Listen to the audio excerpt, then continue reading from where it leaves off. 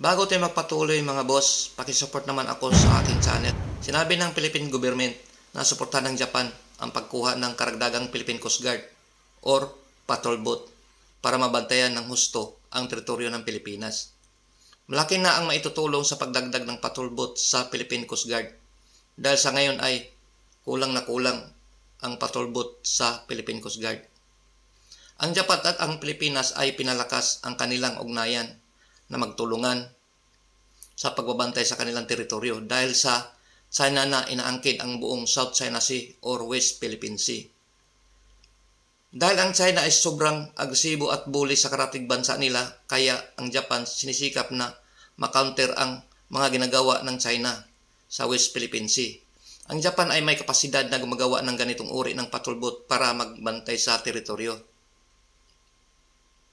Ang Philippine National Economic and Development Authority Board or NEDA opisyal na inaaproba noong November 8, 2023. Pinag-usapan din ng Pilipinas at Japan ang Trilateral Maritime Exercise kasama ang Japan at ang United States Coast Guard para palakasin ang pagtulungan para manatili ang kaayusan sa rehiyon.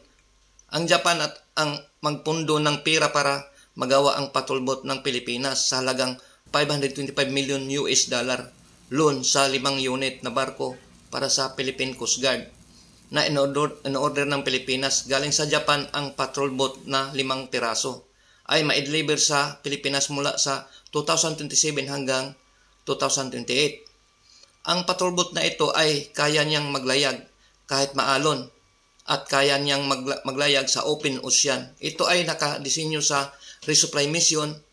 Ang barko na ito at multi-role response vessel, ito ay may haba ng 95 meters kasama na ang 5 years integrated logistic support.